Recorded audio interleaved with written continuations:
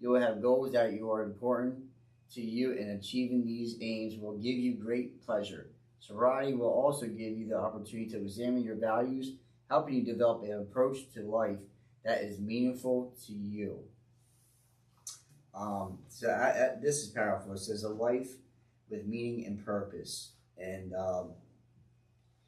for many many years, I didn't have purpose. Like I was stuck in active addiction, and like I didn't know what my purpose was. I was using since I was a kid, 11, 12 years old. So like, how do I, find purpose in life when I was stuck in active addiction for many many years? It wasn't until I got in recovery that like I found my purpose and the meaning of my life. Like, what am I? Who am I? What am I going to do in life? Like, who can I become, and who am I not? So I put these masks on for many many years, and I got lost in active addiction. I did not know who I was. I was lost, confused, and I was filled with guilt, shame, anger, resentment, and like fear ran my life. It's still to this day, fear can run my life. If I let it. Like fear of the unknown. Who can I become without drugs and alcohol? Can you relate to that? No, No, not really. that's okay. That's a good thing. That's the benefit of not being stuck in that. Um, and I always say, like, a lot of us in recovery, we all can benefit from some type of help, right? Like support groups that were like what we're doing today, like any kind of fellowship. There's 12-step fellowships, therapy, counseling. We all suffer for something. We can take the drugs and alcohol out of it. What are we struggling with? It can be a lot of things: sex, money, food. There's a lot of struggles that we struggle with that don't pertain to drugs and alcohol, but it's different types of addiction. Yeah, that's the truth. Yes. I agree with that. And our thinking, our behaviors. How do I act? How do I behave? How do I treat others? How do I treat myself? So there's always areas in our life that we need to work on. And I found my purpose, like I said earlier, through recovery, is about giving back and helping others. When I first got in recovery, it was about getting better for myself. That's ultimately what the goal was. It was stop using drugs and alcohol was the main part. But like, first step, like I had to put substance down and like take care of myself. Physically, I was not taking care of myself. I wasn't going to the doctors. I wasn't getting blood work done. I wasn't taking care of my hygiene, all that stuff. In active addiction, I was just not taking care of myself. And so I had to, take care of myself physically, and mentally and spiritually. And when I started to get better, I started to give back and help others out. Let's see here. It says number 2, the ability to help others. By getting sober, you can be a great example to others struggling with addiction. You are an example of how it is possible for dramatic change to occur. A leopard really can change its spots. It will boost your self-esteem knowing that you are a positive force in the world. It is common for those trapped in addiction to claim that they feel unclean, but being sober means you can once again look people in the eye. Once you have built a solid recovery, you should then be in a position to help others directly. You could do this work through a fellowship like Alcoholics Anonymous or Narcotics Anonymous by doing a good term. This type of service does not only strengthen your sobriety, but it can also give you a great deal of joy. And I think that's like where I'm at sometimes in my sobriety is like, start helping myself. It gives me a sense of purpose to help others, because I can't help myself if I'm not helping others, so it's like, it's give or take, but it's the blessings of recovery, and it's the joys that keep me going, keep me striving, and it's nice to like help others today, which I didn't for many years. It was always self-serving. You know, we just took um, from from my relationships. I was always a taker. I was never a giver. Like it was my disease is rooted around self-centeredness and selfishness and self-seeking. You know, so to give back to others is like one of the joys of recovery, and just to help there to be. And I'm not just talking about like material things, just like being there for somebody, like talking to somebody, just listening and not talking. You know what I mean? It does mean a lot when people do listen. Yeah, sometimes I just need that. Sometimes, you know, just listen to me. You know what I mean? Let me vent. You know what I mean? I don't. Sometimes I just don't even need anything out of it. Just be there for me. You know, it goes a long way. You know, being visible and available, being reliable, accountable, trustworthy, stuff that I wasn't for many years. You know, that's what my aim is to be that. You know, but it takes work. It takes work, and like, so I don't want to be around somebody who's untrustworthy, who's not reliable, accountable, who's not there for me. Like, do you want to associate with somebody like that usually? Not really, right? So I try to be the opposite with that I was in active addiction. You know what I mean? Like I built my character through working on myself through recovery. You know, like I said, sometimes people can't relate with a certain substance or how much substance or whatever. Just take that drugs and alcohol out of it. You know, just the thoughts and the patterns and the behaviors and the way we live and treat others. Like we can focus on that and we can relate a little bit more than that than just taking some of the substance out of it. Let's see here. All right, the ability to chase your dreams. In order to remain sober and clean, you will have to pick up some effective tools for dealing with the life. These strategies for dealing with problems are not only useful for keeping you sober, they can also be used to help you achieve your dreams. The fact that you are not drinking or using drugs also means that you will have time and energy to turn these dreams into reality. It is amazing what people can do when they become sober, and you are able to do some amazing things too. The ability to chase your dreams. You know, I can relate to that one. you can. All right, good. I can relate to Share on that one. That one.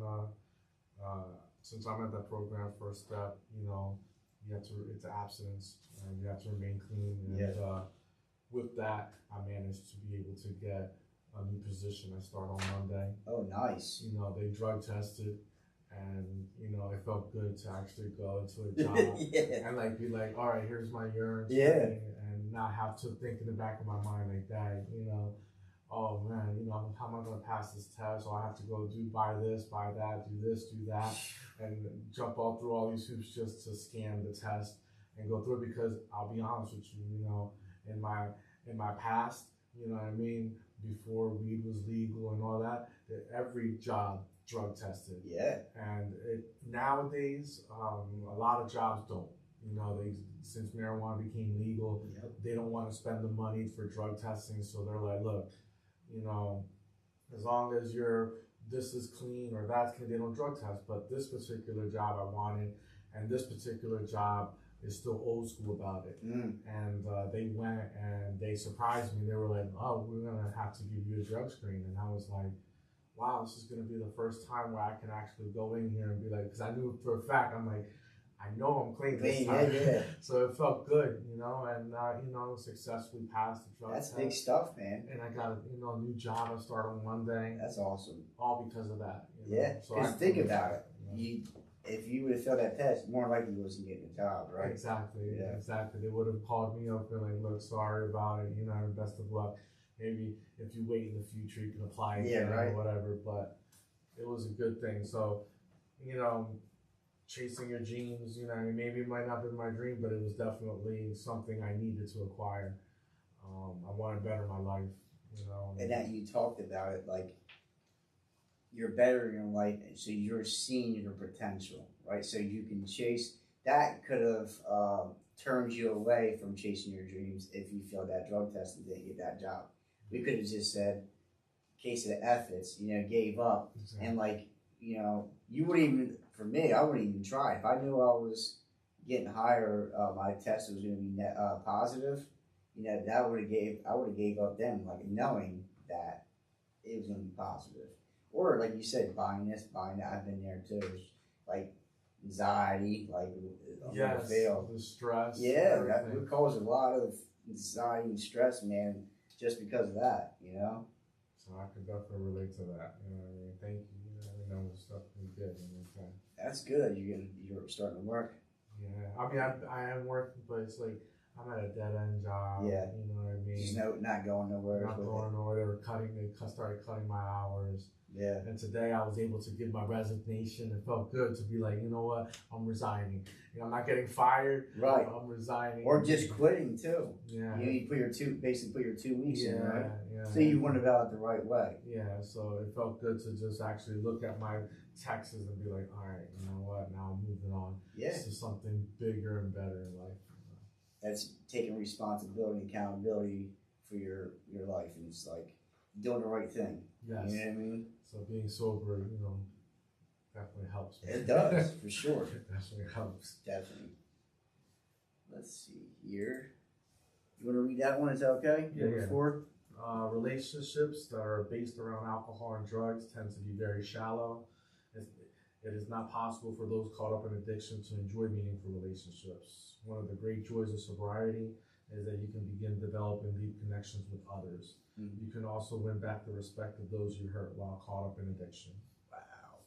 The gift of meaningful relationships. And I learned, and I heard a lot of times, recovery is about relationships.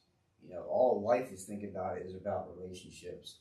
And it's about the gift of meaningful relationships and like mending them relationships. That's key. That's big.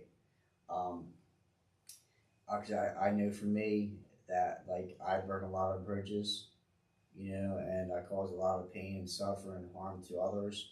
So to like build them relationships back up, some don't get built back, and that's where acceptance comes in at, but like I mend the ones that I can build back up, and having meaningful relationships. As mine was, like I said earlier, I was a taker. I was not helping others. It was always about me, what I wanted. Right? I didn't have healthy relationships, but in recovery, it's like building and amending them relationships and making new relationships. Yes, making the new ones. Yeah, I've definitely made new ones. Yeah. Throughout my time. Yeah. Because a lot of like some of the old relationships just die out. It just doesn't work. Some are toxic. Always arguing or fighting, or it's always button heads and chaos.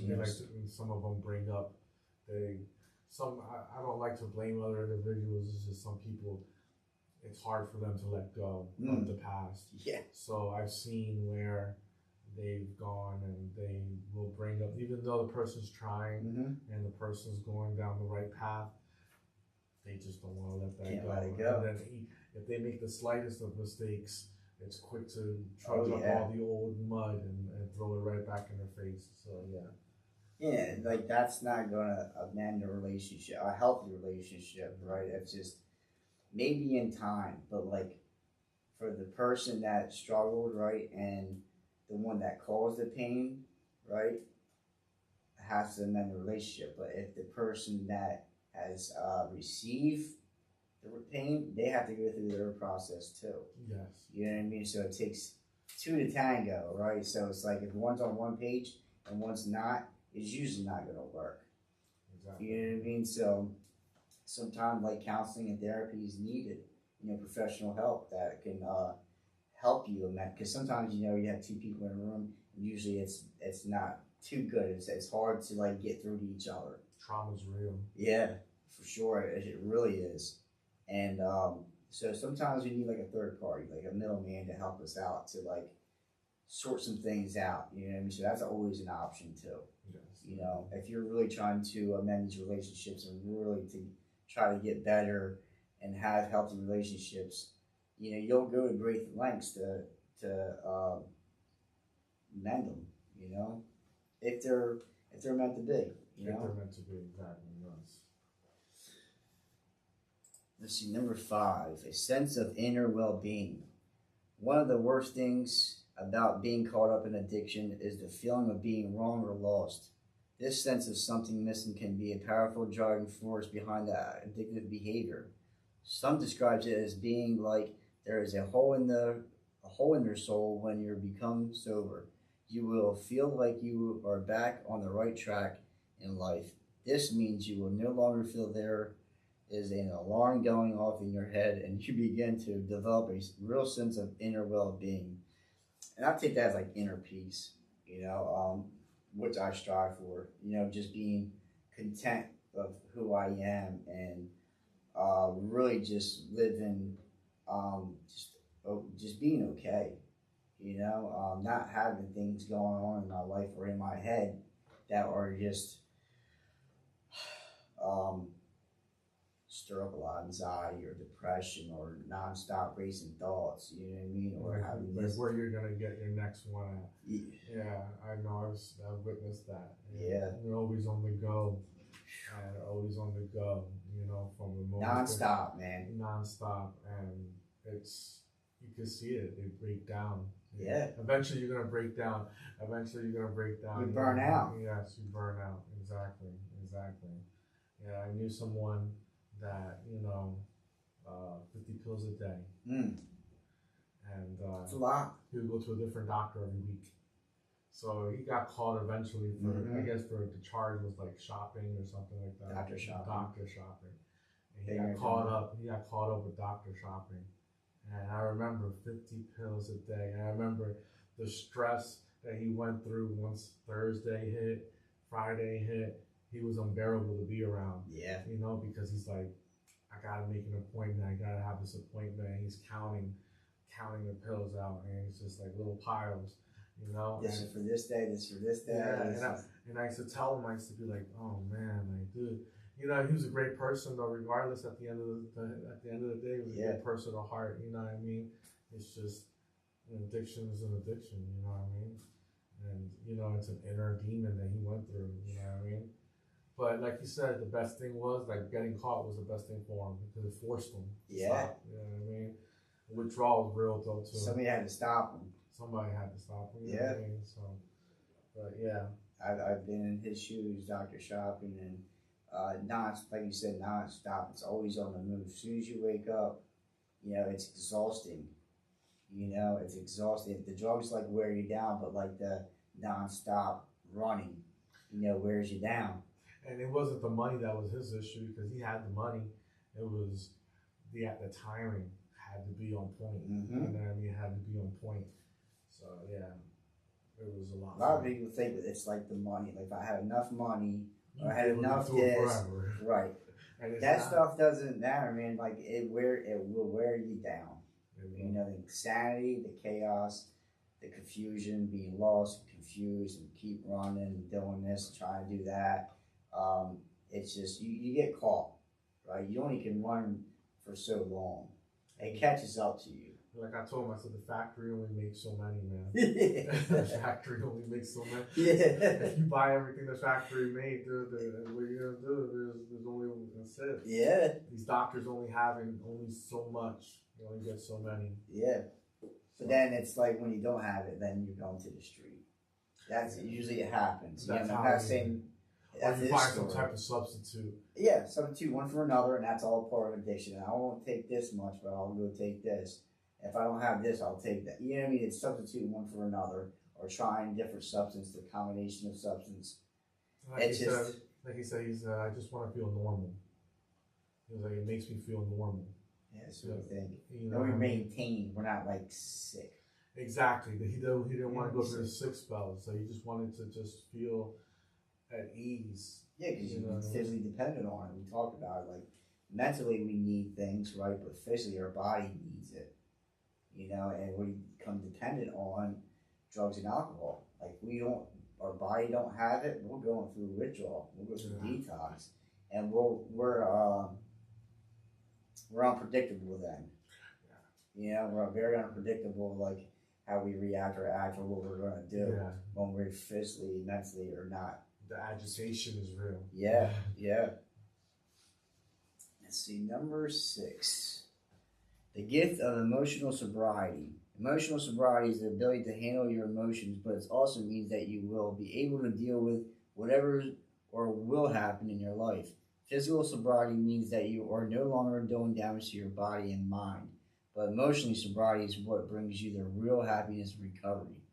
The way you develop this is by dealing with your life on life terms by overcoming the challenges that come your way in sobriety. You become highly skilled and almost unflappable. Yes. Oh, wow. When you're strong-willed.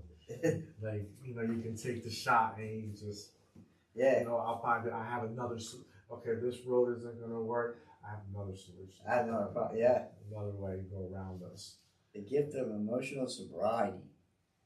Yeah, so like the physical freedom of like taking care of ourselves, like I said, regular doctors, checkups and stuff like that, taking showers, brushing our teeth, taking care of our health is important, but the gift of emotional sobriety is like I can have better coping skills, right? I can manage my emotions and feelings a lot better.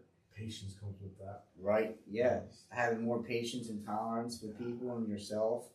All that stuff, man, like, we have to work on. There's nothing better than talking to someone that has patience. Yeah. You know what I mean? Someone that, especially when you're going through craziness and you're just like, dang, I need to talk to somebody. Mm-hmm. And then when you find somebody and you talk to them and they have all the patience in the world to deal with your jabbering and your ongoing talking, and they just are just so solid. You think somebody was just born with that? No. They've been through it. Yeah, been through, or they've had to work on their patience, you know? Yeah. For sure. That stuff. So, I don't know, sometimes some people are just that kind of people that have the patience and tolerance, right? You know, but it takes practice. It takes practice. It does. It takes practice. You just don't receive that kind of patience, tolerance. You just have it. You know exactly. I firmly believe that the people with patience and the tolerance, trust me, man, I know they've been through some craziness. 100%. And I gotta remind myself having patience and tolerance with others because people had patience and tolerance with me. You know what I mean? Yeah. So only way I can give practice patience and tolerance is to like practice it so I can receive it. You know, it goes both ways. I can't not give something think I'm going to receive it. Yes, you know. I agree with that 100%. You want to read number 7, please? Yes. Optimism for the future. Only denial prevents you from seeing how dire the situation is when you're caught up in an addiction. The prognosis for this condition is very poor. Most people experience a downward spiral, which means things keep on getting worse over time. Unless you're able to break free from addiction, it will steal everything of value from your life. By breaking away from addiction, you will be moving your life in a positive direction. You can expect things to keep on getting better for you as you increase your ability to deal with life. This means you can enjoy the gift of optimism. You will not have any real idea about where the future will take you, but you can feel excited because by doing the right things, you will be getting the right results. Yeah, you're doing the right things for the right reasons, and usually you'll receive great results. Sometimes you don't, right? I don't do that though. I don't do goodwill and expect things to come back to me, right? I do get good things because I want to. You know what I mean? And a lot of, like, for me in active addiction, like, I would do good things. Well, I thought so good things, but I always wanted something in return. You know what I mean? Selfish, self-centered, self-seeking. Always me. I want, you know, having motives. I'll do this, but I want this back, you know? And it says, excited about the future and where it's going to take you. We don't know where the future is going to take us, you know? But I know I don't want to go back to the past. Exactly. You know, I want to keep on changing and having hope and for the future. Like, you know, because we only have one life. I guess, what do I choose to do with it? you know. And that's like sometimes a little scary for me. Like we have one life, man. Like, and life can be short. You know, it can be really short. So I have to, what's my choice today? Is what am I gonna do to get better and to help somebody else out? Keep it as simple as that. I do. It's like me to get better, and so I can pass it along to somebody else. You know. All right. So let's see number 8. The gift of good health. By giving alcohol or drugs, you will have made a significant contribution to improving your physical and mental health. This means you can stop feeling sick and tired all the time. In order to get the most out of your sobriety, you will need to take further positive actions to improve your health. This could include things like improving your diet, regular exercise, and learning relaxation techniques. It's often claimed that your health is wealth, and you can get into enjoy plenty of this type of wealth in recovery. The gift of good health. We talked about it a few times through this article, man. We gotta watch how we treat ourselves. You know, it's important, especially talks about like our diet. Like sometimes, like if we're eating unhealthy, it can make us not feel too good. Yeah. If our bodies don't feel good, mentally we're not feeling too good. You know what I mean? So we really got to take care of it. Self-care. So it talks about relaxation. Self-care is very important. You know, how do I treat myself? Because it can reflect on how do I treat others. You know, so self-care is very important. We talk about that a lot in recovery. Because if I'm not good, if I'm no good, how am I going to be any good to anybody else? You know, so self-care is definitely important, and we got to watch what we do for self-care. What do we do to take care of ourselves? You know what I mean?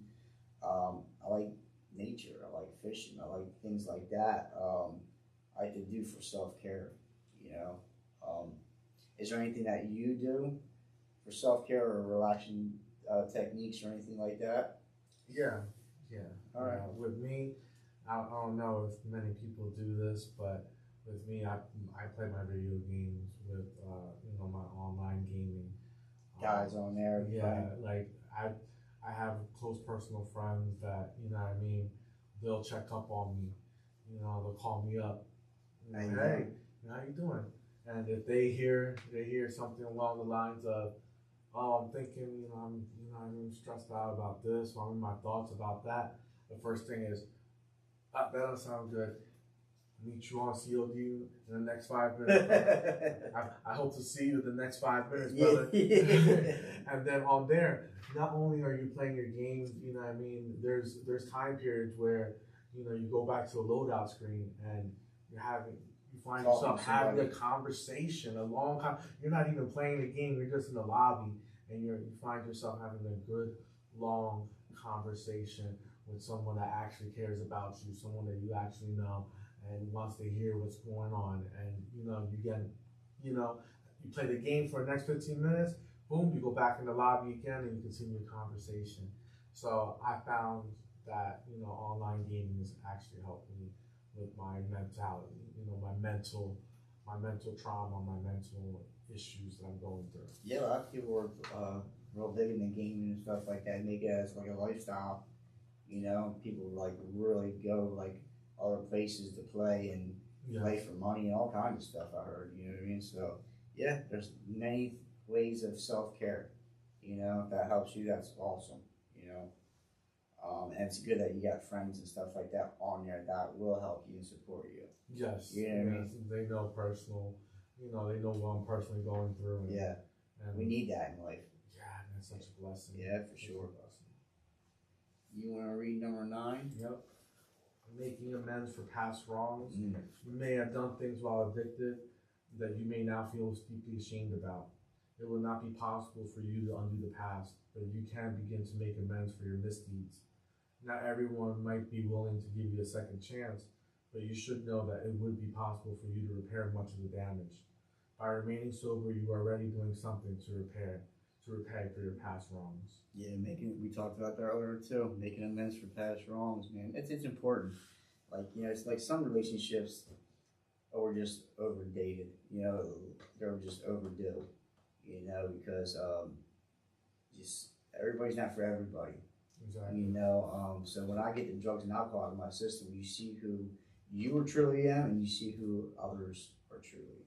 You know, you see the real person they can be, and it's like, we don't even have nothing really in common. You know, Exactly. or like I don't even want to be associated with that. It's like some type of product would usually keep you connected to. Yeah, I've learned that as well. Like yep. you know, because I had a lot of friends. Oh yeah. I did. Oh, you had this and that. I had a lot. Oh. I had so many friends. I remember, and I remember I would start off a day and started off meeting with one person for like 30. And I remember I used to time it.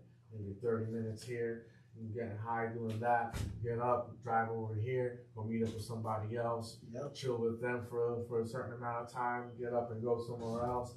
And by the time I knew it, it was nighttime, the day was done, it was already almost midnight, 1 a.m. And I'm like, oh, the day's already gone, you know what I mean? Yeah. And I hung out with a whole bunch of people and do it again the next day. And then once you change your lifestyle, it's like, damn. Yeah, change your people too. It's just like your phone book goes from like, you know, almost 100 people to like less than 10. You see that product, it was holding everybody together. Like that main common denominator was drugs and alcohol, you know what I mean? So it's like now I don't choose to live that life. Now it's like your circle gets smaller, right? Or it can get bigger because you build new relationships. Yes. You know what I mean? But it's important to amend the ones that are amendable. You know, even I've learned, like, I always said I was sorry, or I won't do this again. You know, I always gave some kind of spiel. You know, I was always good at saying this and saying that. We're all great salesmen. You're right. But now what recovery's taught me is action, yes. right? Yes. It's the action part. It's like saying I'm sorry, right? But really meaning it and not repeating the same mistakes, right? So it's like, I apologize. I'm sorry, I really do. And it's like, have a true feeling of repentance. Yeah. You know, I mean, really mean it. You know, not just saying I'm sorry just to hush you up or just to think that I really do mean it, but I really don't. You know, so like, I just put action in, right? And some relationships are not mendable. And that's where, like, we practice principles and just acceptance and surrender. It's like, maybe one day, you know, we can mend that relationship, but like it takes work. They got to go through their process just like we do. But like, and not repeating the same mistakes, right? Not treating myself or others the same way I did in active addiction, right? Doing good things and moving forward in life. That's amending relationships. I'm not that same person no more, you know? Just keep doing what we're doing. And just move forward. That's the most important thing. Is just keep doing what we're doing, and you know, people will see you by your actions to see like he really did change. You know, because like as before, I would say things, but I went and put the action in to actually show them that I was changing. You know, so action's everything. All right, so we'll read this last one. It says the gift of serenity, number 10. The biggest possible prize in recovery is the gift of serenity. It usually takes many years of self-development before you can develop this fully, but you can begin to experience periods of it even in early recovery. Serenity is a sense of inner peace and joy that never goes away. It is often the desire for this level of inner comfort that drives people in addiction in this first place, but it's not something that alcohol or drugs can provide. The serenity you always been seeking will be available to you and diligent about your recovery. Wow, I like how it says it's something that alcohol or drugs can't provide serenity. You know, I can't live in serenity by being under the influence of drugs and alcohol. Yes. You know, for me, it just caused me chaos. You know, I could not shut this off. Like, it was always something going on in my head, you know?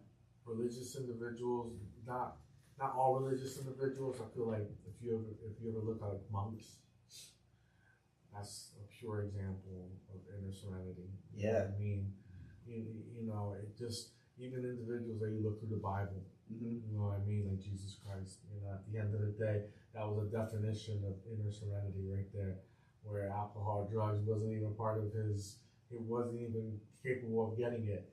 But you can see that, well, alcohol was anyway at that point. He could have been a drunk because there were drunks at that time period. Yeah, wine. But, you know, I mean, individuals like that, you know, Buddha and all, and so on and so forth, there's individuals that have shown what it looks like. Yeah. You know what I mean? That inner serenity, man, the gifts of serenity is, and that all comes through working on self. Yeah, it takes. You know what I mean? It time. takes. It talks about, so the Effort. biggest possible prize from recovery is the gift of serenity, but it says takes many years of self development. You know, but I think even like it talks about in like early recovery, like when we put substance down and we stop living the life that we're living, right, changing people, places, and things, we're more at peace. We're more at having serenity because we don't stop running. You know, or stop living that lifestyle and always looking behind our back, or who am I going to rob? Who am I going to steal? Or how am I going to get this? How am I going to? It's always this checkered chess game of like, where am I going? You know what I mean? I'm just going. I'm digging myself deeper and deeper into a grave, and like slowly but surely, I'm killing myself. You know. And if it wasn't like we talk about drugs and alcohol because that's the main symptom, but the lifestyle, you know, the lifestyle is big. How we living, how we treating ourselves, how we treating others. What are we doing? Are we have bad behaviors? Are we acting out? You know, there's a lot more than just the drugs and alcohol that we need to work on to focus on getting this serenity that recovery talks about. So that was our end of the meeting for the day. So that was our all recovery meeting for the day. It was a 10 gifts of recovery. Like I said, my name is Carl, I'm a recovery coach here at Capital Recovery Center. Until next time, we'll see you later.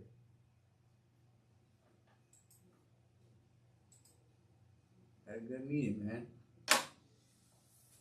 Thanks for having me. Yeah, you're always welcome in here, man. Always.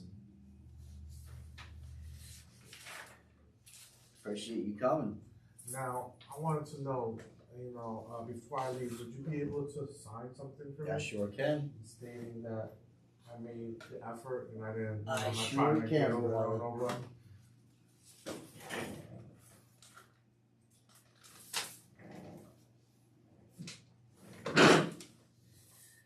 Today's date is what, the 6th? The 6th. 2,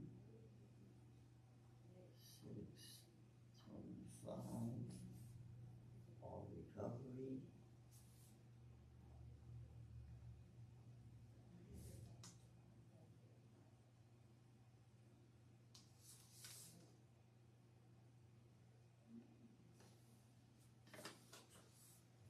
And the gentleman earlier offered me some water. Would I be able to get some water? You sure can, brother. Thank you, I appreciate that. You sure can. You want this article or no? No, I'm fine. Thank you.